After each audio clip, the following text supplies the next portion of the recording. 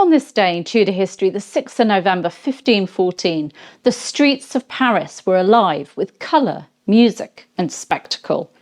18-year-old Mary Tudor, sister of King Henry VIII, had just been crowned Queen of France the day before at Saint-Denis, and now she was making her triumphal entry into Paris, a vision of beauty and diplomacy, embodying the fragile peace between England and France. It was a day of pageantry fit for a goddess, and for those who saw it, it must have been unforgettable. Imagine the scene, banners fluttering from every building, crowds lining the streets, bells ringing out, and Mary herself, a glittering Tudor princess known for her beauty, processing through the city. Contemporary chronicler Pierre Gringoire described a series of elaborate pageants that filled the route. Each one was rich with symbolism, blending classical imagery, Christian allegory, and political meaning. Every detail crafted to celebrate this royal union between France and England. At the first great display, a fountain ran with 3 jets, watering a lily and a red rose, symbols of France and England. Standing beside it were 3 women dressed as the Graces, beauty, mirth and prosperity, uniting the lily and the rose in harmony. Then came a striking tableau. Mary as the Queen of Sheba, presenting her gift of peace to her husband, King Louis XII, portrayed as Solomon, the wise and divinely chosen ruler. The next pageant lifted eyes to the heavens. There God the Father appeared in a cloud, holding in one hand a large heart encircled by the king's order, and in the other a lily and a rose intertwined.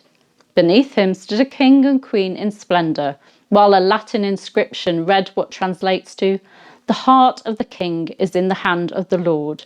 He directs it wherever he will." Below them 5 ladies appeared, France and England seated at either end, with peace, amity and confederation standing between them. The message unmistakable: unity and divine blessing upon this marriage. At the Church of the Holy Innocents, Mary was welcomed to a magnificent structure made out of scaffolding and a tent called the Throne of Honour. Inside its tented canopy, a single lily stood in an orchard, the Orchard of France, surrounded by the virtues pity, truth, fortitude and mercy.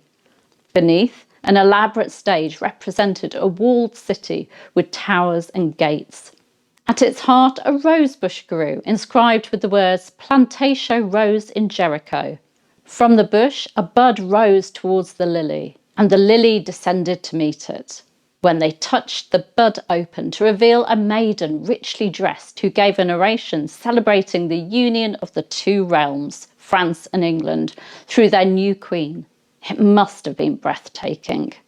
At the Châtelet of Paris, another stage rose high above the crowd. Here, justice descended from a cloud holding her sword, while truth rose up from below. At their feet stood Phoebus, Diana, Minerva, Stella Maris and Bonaccord. Stella Maris, the star of the sea, symbolising Mary herself.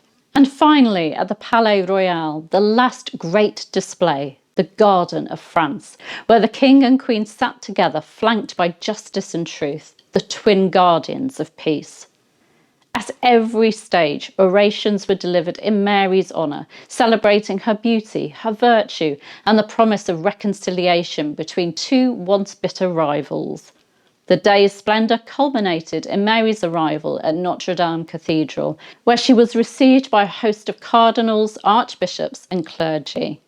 After a solemn service of thanksgiving, she was escorted to a grand banquet at the Palais Royal, the final feast in a day overflowing with spectacle and meaning.